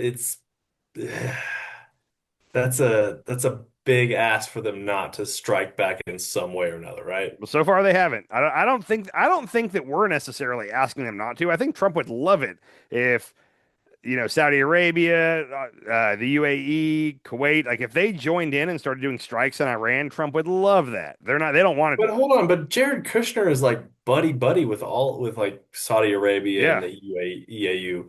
Like the UAE is like a big. The UAE is a big. I don't know. It's a big tourist destination for Americans, right? That's where like Dubai and all that is. The UAE is kind of. The UAE is kind of like the United States. It's several different, they call them emirates, but an emirate is like a state. So it's like, I think it's like 9 different emirates that they all banded together to form a union, and that's the UAE. But the individual states have their own individual like kings and princes or whatever, and their own monarchs within them. That's fucked. Yeah. Okay. So anyhow, so that's good to know. My final thing of the night real quick. They were getting on to, I guess, to Trump and Marco Rubio because there's people stranded over there in these countries. And other countries like Europe, England and France, they're sending planes over there to pick up their citizens and get them out. And America apparently is not even trying to get our people out of there. So that was a big story for a day or two. And then Marco Rubio came out and said, here's the number. If you're in the Middle East, call this number for the State Department and we'll get you out of there. And he told all the news agencies, please blast this number everywhere. Trump retweeted his tweet with that number. Everybody call this number. Here's what happens when you call that number. This is from Jonathan Karl with ABC. Right. So Secretary of State Marco Rubio urged news organizations to put the 24/7 State Department emergency line out so that Americans who are stuck in the Middle East can get help getting out of the region, register their names and not. But listen to what happens when you dial the number. Please do not rely on the U.S. government for assisted departure or evacuation at this time. There are currently no United States evacuation points. Please continue to check the embassy's website for updated information. So, in the event of ongoing... the bottom line is, if you're looking for help, you're stuck in the Middle East and you can't evacuate, there's no help yet from the United States government. You can call that number, you can go through the website, you can register your name so you might get updates later. But the number that the Secretary of State gave out, what it does for you is it tells you right now that there is no help from the United States government in getting out of the Middle East. That should be your opening voice thing. Yeah. I'll do it. And that right there is just poor organization and management. Like the next day, so that was 2 days ago, and then the next day they had changed the recording and they actually did have a plan. But do that first and then give out the number. Don't give out. They do have a plan now? They basically, the plan is give us your name, contact. It's basically give us all your information and be packed and ready to go at a moment's notice, and we'll contact you as we get an opportunity to get you out of there. That's what it says now. But how many days has this war been going on? 5 or 6. And real quick, so we started it Friday night. So we're almost a week in. We're 1 day shy of a week in. If you remember, do you remember the word Benghazi? For a while, Benghazi, the Benghazi hearings. Hillary. That was an embassy that got overrun in the Middle East, and the whole thing lasted like 13 hours or something like that. And we lost 3 or 4 people, I think, died. Our ambassador got killed over there. It was a big deal. Mm-hmm. But the Republicans had hearing after hearing after hearing on this. And why did it take so long? Why did it take so long to react? Blah, blah, blah, blah, blah. Well, Trump's official statement on this was there's no evacuation plan for embassies because it happened very quickly. Well, it was our decision to start it. We didn't get attacked. What are you talking about? They say the perfect tweet doesn't exist. I want to end on the perfect tweet. No evacuation plan for embassies because it happened very quickly. Yep. And then there's Hillary's face. If Hillary had to go through, and I'm not a Hillary Clinton fan at all, but if they drug her through hearing after hearing for Benghazi, by golly, as soon as Democrats retake the House or the Senate, we should have hearing after hearing about why Americans were stranded overseas. When had we been attacked, I would give them some grace. But we decided to start this on a very specific date. And Carolyn Levitt will say, oh, well, we had been giving travel advisories leading up to it. No, they gave travel advisories for 3 countries. Now they're telling people to get out of 14 countries, okay? So for 11 of those countries, there was no warning, no advisory from the State Department. So, yeah, they're full of it. Dude, I don't know. I had some stuff, but I'm just going to wait till next time because I don't know. Yeah, let's wait. I'm frustrated. I'm frustrated with America right now. I can tell. I'm sorry, buddy. It's Hey, can I end on a funny? Yeah. I don't think you said it on the air, but like 2 shows ago, you told me you were really excited because you had bought a gold painting kit. Yeah. Is that right? And then I talked to you the other day and you were like, I was out painting for gold. And I made the comment that me and you were in our 40s and we both act like teenagers still. Like we buy the dumbest shit. And I was making fun of you for buying a gold painting kit, but also like I was a little jealous. I got to tell you, dude, I got a set of throwing knives. Oh, okay. I'm 43 and I bought a set of throwing knives and I'm very excited to try them out. I thought you would enjoy that. That is like your introduction to ninja. I'm telling you. What's funny, we ended up at a friend in Texas, our buddy Clint, and his dad had throwing knives, and my daughter started doing it and became like decent. And somehow my wife was like, we should get a set of throwing knives for the house. And I was like, are you fucking kidding me? And then like 2 days later, an Amazon package showed up with throwing knives. And I was like, all right, I guess we're a throwing knife family now. So she wants me to make something in the backyard our daughter can practice on. My daughter's 11. I think my wife might be off her rocker now. I'm only saying this now because I know she never makes it to the end of an episode. So, yeah. All right. Bye, Stephanie. Yep, that's all I got. Have a good night, buddy. Later. Sometimes you eat the bar, sometimes the bar eats you.